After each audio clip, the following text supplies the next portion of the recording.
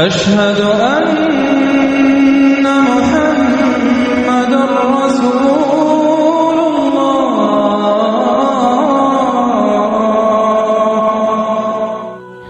جو لوگ اللہ پر ایمان لائیں کہیں کہ ہمارا رب اللہ ہے، پھر اس پر جم جائیں، ان پر فرشتوں کا نزول ہوتا ہے، نہ کوئی غم کرو نہ خوف، خوشیاں مناؤ جنت کی جس کا تم سے وعدہ کیا گیا تھا۔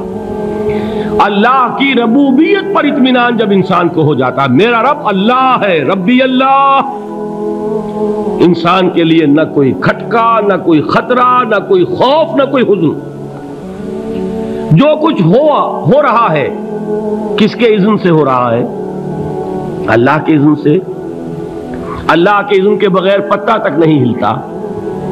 یہ کوئی اندھا بہرا مادہ نہیں ہے جس سے مجھے کوئی خوف ہو۔ اندھا بھینسا چلا رہا ہو اس سے تو ڈرنے کا ہر انسان کو ڈرنا چاہیے، نہ معلوم کس کو ٹکر مار دے، لیکن نہیں، اس کائنات کو چلانے والا ایک سمیع و بصیر خدا ہے۔ وہ جو میرا دوست ہے، میرا ولی ہے، اللہ ولی الذین آمنوا یخرجہم من الظلمات الی النور۔ اللہ اہل ایمان کا ولی ہے، ساتھی ہے، پشت پناہ ہے، مددگار ہے، حمایتی ہے۔ بتائیے جسے یقین ہو جائے کہ اللہ میرا مددگار، اللہ میرا محافظ، اللہ میرا پشت پناہ، اللہ میرا حمایتی، اس کے لیے کوئی خوف ہوگا؟ اس سے کوئی ڈر ہوگا؟ میں مثال دیا کرتا ہوں ایک بہت سادہ، پنجاب کے دیہات کی۔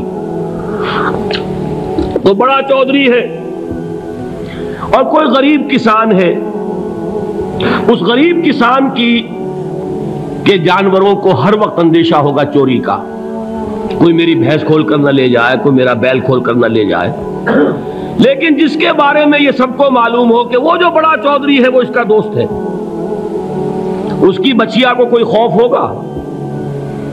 اس کی بھینس پر کوئی ہاتھ ڈالے گا؟ اسے کوئی اندیشہ ہوگا؟ نہیں۔ کیوں؟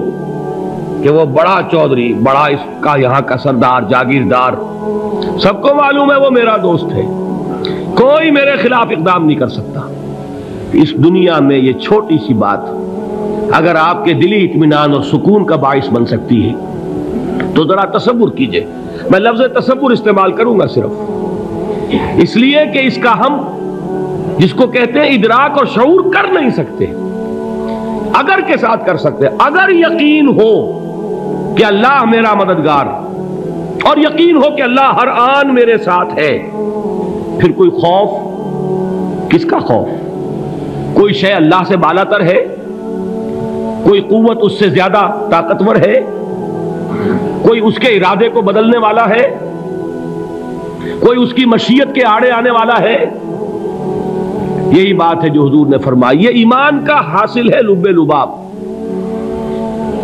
کہ دیکھو اچھی طرح اس بات کو ذہن نشین کر لو، اگر تمام انسان مل کر تمہیں کوئی نقصان پہنچانا چاہے نہیں پہنچا سکتے، مگر جو کچھ اللہ نے لکھ دیا ہو، اور تمام انسان مل کر تمہیں کوئی نفع پہنچانا چاہیں نہیں پہنچا سکتے، مگر وہ شے جو اللہ نے طے کر دی۔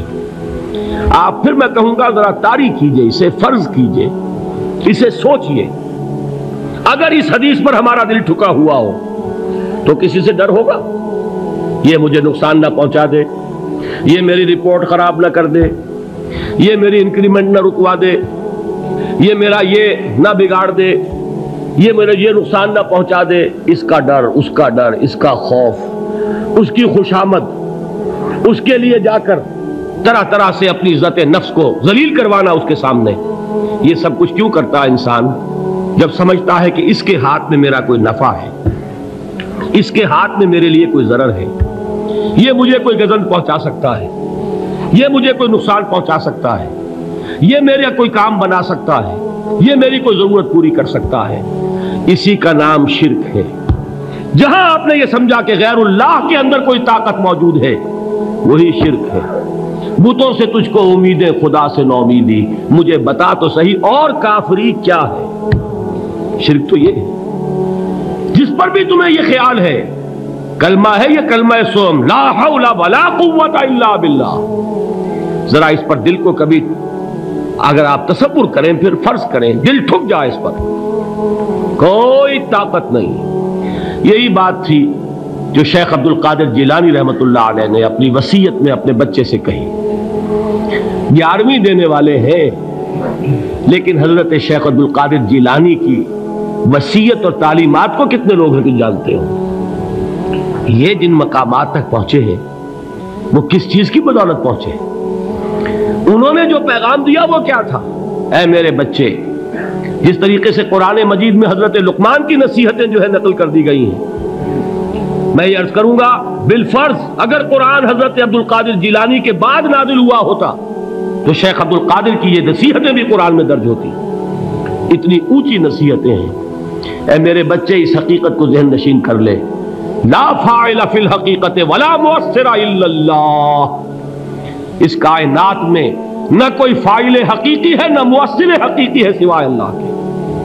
کسی شے میں کوئی تاثیر نہیں اگر اللہ نہ چاہے. آگ جلا نہیں سکتی اگر اللہ نہ چاہے.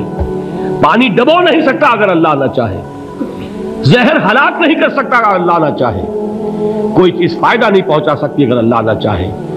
تو در در پہ کیوں سر جھکاتے ہو؟ در در پر کیوں جبیں سائی کرتے ہو؟ سب کے سامنے کیوں ہاتھ پھیلاتے ہو؟ ایک اللہ سے مانگو، ایک اللہ کے سامنے زبین پر اپنی جبین رکھو. لا فاعل فی الحقیقت ولا مؤثر الا اللہ. نظر آتا ہے ہمیں کہ پانی پیاس بجھا دیتا ہے.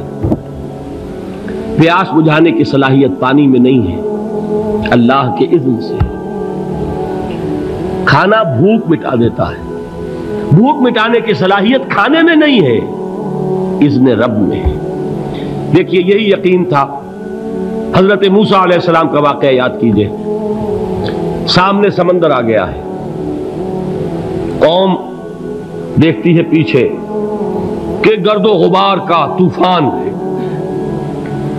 معلوم ہوا کہ فرعون اپنے لشکر سمیت آ گیا ہے. لشکر جب چلتا تھا تیز رفتاری کے ساتھ تو گرد و غبار کا جو طوفان اٹھتا تھا اس کا تصور کیجیے. اور لمحہ بلمحہ وہ قریب آ رہا ہے. پوری قوم نے کیا کہا؟ اے موسیٰ انا لمدرکون، اے موسیٰ ہم کو پکڑے گئے. قرآن مجید نے تو یہاں وہ باتیں نہیں لکھی ہیں، لیکن تورات میں یہ درج ہے کہ بنی اسرائیل جھگڑنے لگے، دست و گریبان ہو گئے موسیٰ کے ساتھ. موسیٰ ہمیں یہاں مروایا لا کر، اس سے تو ہم ہی بہتر تھے. وہاں کھانے کو ملتا تھا، زندگی تو تھی، بیگار ہم کر رہے تھے، موت تو نہیں تھی. اب جو کچھ ہوگا اس کا تصور کرو، جس طریقے سے ہمارے ٹکڑے اڑائے جائیں گے. تو لڑ رہے ہیں حضرت موسیٰ علیہ السلام سے. یہ تورات کی تفصیل ہے. قرآن میں صرف اتنا آیا ہے، پریشان ہو کر انہوں نے کہا انا لمدرکون، موسیٰ ہم تو پکڑے گئے. اس وقت موسیٰ کا جواب کیا ہے؟ کلا ان معی ربی سیہدین. نہیں، میرے ساتھ میرا رب ہے، وہ راستہ دے گا. بتائیے کہاں راستہ نظر آ رہا ہے؟ یہ ہے ایمان بالغیب. راستہ نظر نہ آئے تب اللہ پر یقین ایمان ہے. جیب میں پیسے ہوں اور تب دل کو اطمینان ہے تو ایمان کس پر ہوا؟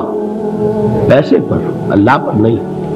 جب وسائل و ذرائع نہ ہو اور پھر یقین ہو کہ اللہ مسبب الاسباب ہے، وہ اسباب کا پابند نہیں ہے، وہ اسباب کا محتاج نہیں ہے، اسباب اس کے محتاج ہے. اگر یہ یقین ہے تو اللہ پر ایمان ہے. یہ نہیں ہے تو تمہارا ایمان اسباب پر ہے، وسائل پر ہے، ذرائع پر ہے، مادیات پر ہے، اللہ پر نہیں. اس وقت کہاں راستہ تھا؟ کوئی راستہ تھا؟ سمندر ہے اور ادھر سے لشکر آ گیا ہے. کلا ان معی ربی سیہدین. اب دیکھیے ایمان کہہ دینا آسان ہے، ہوا معکم اینما کنتم، جہاں کہیں بھی تم ہوتے ہو اللہ تمہارے ساتھ ہوتا ہے. لیکن اس کا یقین قائم ہو جائے تو زمین و آسمان کا فرق واقع ہو جائے. یہی بات ہوئی حضور کے ساتھ. غار ہے، چھپے ہوئے ہیں محمد الرسول اللہ اور آپ کے وہ یار غار ابو بکر صدیق رضی اللہ تعالی عنہ. اقبال نے حضرت ابو بکر کی شان میں چند اشعار کہے صرف، لیکن واقعہ یہ ہے کہ بھاری بھاری نظموں پر اور قصیدوں پر بھاری ہے، طویل ترین نظمیں اور قصیدے ہوں ان پر بھاری ہے۔ ہمت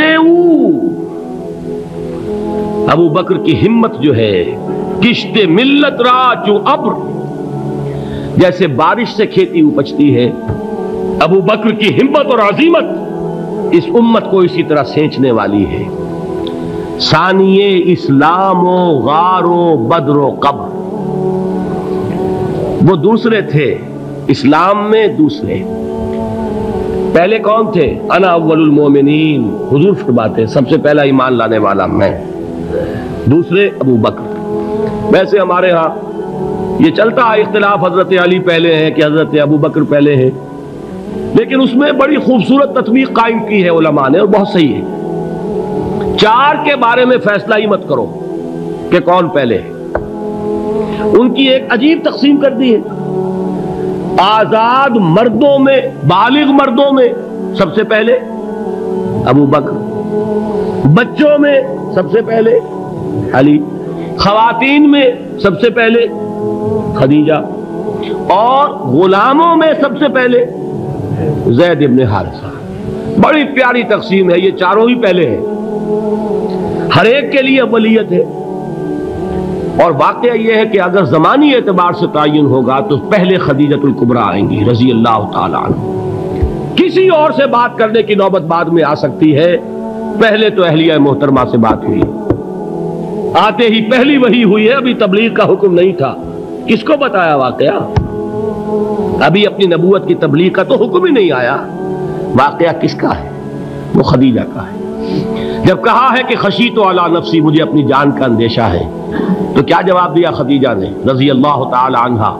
وہ صدیقۃ الکبریٰ ہے، صدیقات جو ہے خواتین ان میں چوٹی پر خدیجۃ الکبریٰ ہے رضی اللہ تعالی عنہا، اور صدیق جو مرد ہیں ان میں صدیق اکبر ہے ابو بکر صدیق رضی اللہ تعالی عنہ، لیکن صدیقات میں چوٹی پر۔ جب حضور نے فرمایا خشیت علی نفسی، کیا فرمایا، کیا عرض کیا، کیسے تسلی دی؟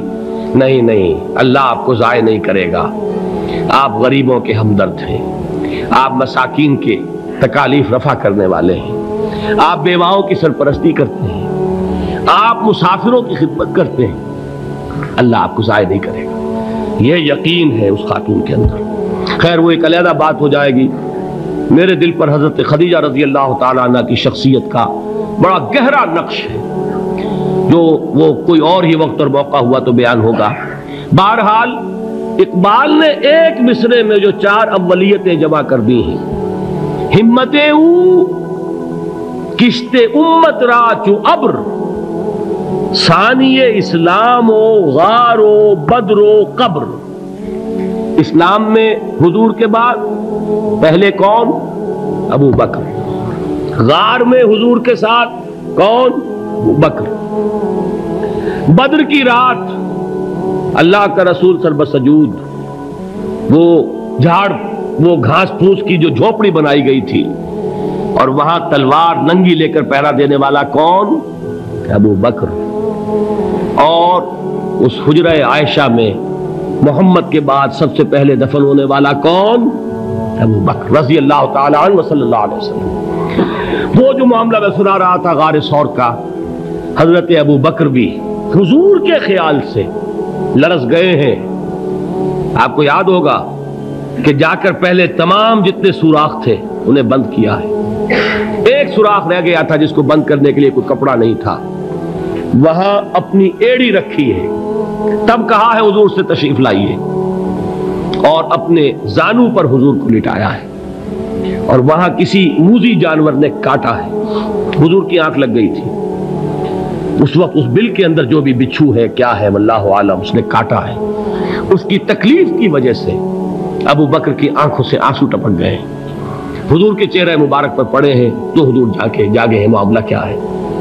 ایڑی نہیں ہٹائی وہاں سے، مبادا وہ جانور وہاں سے نکل کر محمد الرسول اللہ کو کوئی گزن پہنچا دے، ابو بکر کی ایڑی ہے، جس طرح چاہے کھا لے، ختم کر دے، جان نکل جائے تب کوئی آنچ آئے، محمد پر تو آئے، لیکن جیتے جی نہیں۔ وہ ہے ابو بکر۔ حضور کے خیال سے اس وقت حضور نے پھر اپنا لعاب دہن لگایا ہے، اور اس سے پھر آپ کی تکلیف ختم ہوئی. جیسے خیبر میں حضرت علی کی آنکھ دکھ رہی تھی، اس کو جو شفا حاصل ہوئی ہے وہ بھی حضور کے لعاب دہن سے ہوئی.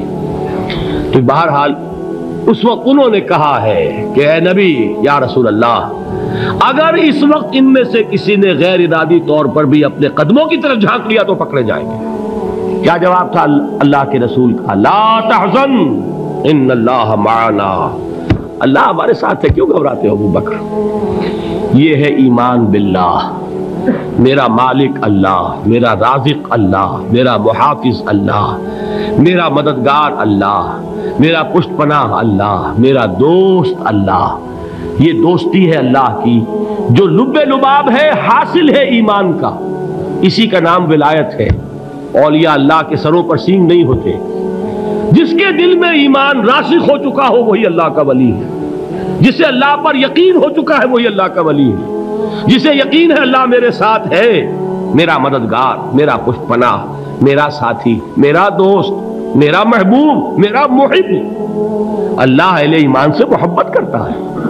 واللہ یحب الصادقین، ان اللہ یحب الذین یقاتلون فی سبیلہ صفا کانہم بنیان مرصوص.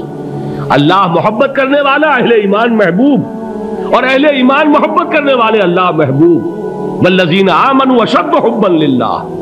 آپ تصور کیجئے جسے یہ رشتہ ایمان یا رشتہ ولایت حاصل ہو جائے، الا ان اولیاء اللہ لا خوف علیہم ولا هم یحزنون.